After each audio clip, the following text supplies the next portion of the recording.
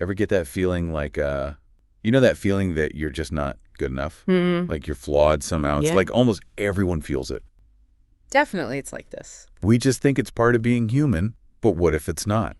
So today we're doing a deep dive into the work of Ron W Rathbun. Right. From a recent conversation with him, we got some notes that suggest this whole feeling bad about ourselves thing. It might not be so natural after all. Interesting. Yeah. So he's saying Go ahead.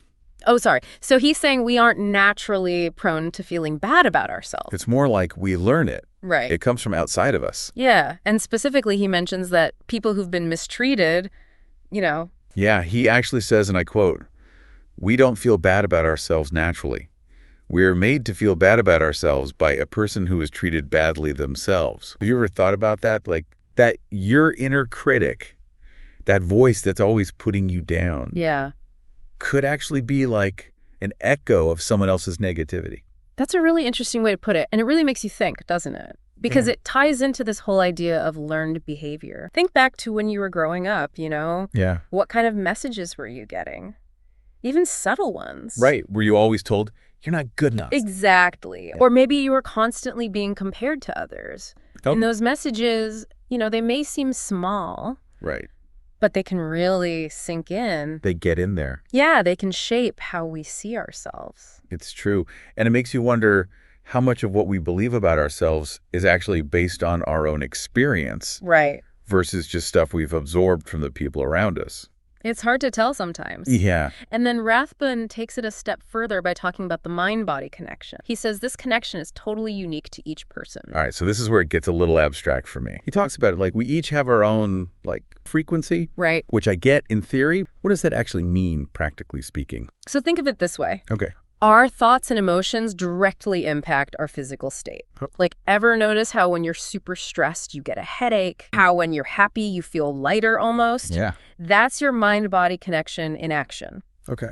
And Rathbun's point is that this connection, this frequency, if you will, it can get messed with by outside stuff. So other people's negativity is... It's interfering with our signal. Gotcha. He actually calls them disharmonious vibrations. Okay. Basically, it's negative energy from other people. Yeah. And when we're around that, it can disrupt our own mind-body harmony. And that's when we start seeing things like anxiety and depression. Exactly. And even physical problems can pop up. So it's not just in our heads. It's a whole body thing. Yeah. Really highlights how much our environment impacts us. For sure. Yeah. So if we're thinking about all this negativity, how do we tune it out? Well, Rathbun talks about learning to relax back into the mind. Okay. It's about detaching from all the outside noise. Yeah. And reconnecting with your own authentic frequency. So what does that look like? He says, if you want to be free in your life, you must be free in your mind. Instead of trying to create a new state of mind, he says we already possess happiness within us. It's blocked by a buildup of negative thoughts and what he calls compartments. Okay, so it's not about adding more positivity, but clearing out the negativity that's already there. Exactly. He calls this method the Kelee. And it's a specific type of meditation designed to dissolve those blockages. I used to be so hard on myself constantly, just negative self-talk all the time. Yeah. It wasn't until I started meditating regularly that I realized those thoughts weren't even really mine. Wow. It's all about reclaiming your mental space, recognizing those outside influences. Yes. And then making a conscious choice to step away from them. That's where it starts the healing. So just to recap Rathbun's main ideas here. Yeah. A lot of our negative self-perception isn't something we're born with. Right. It's something we learn. You pick it up along the way. And this negativity from others, these disharmonious vibrations, as he calls them, they can really mess with our well-being. It can. Both mentally and physically. It's true. And the way out is to reconnect with ourselves. Find our own frequency. Exactly. Yeah. And if this mind-body connection really is unique, like Rathbun says, it makes you think. It does. What's our responsibility in protecting our own frequency?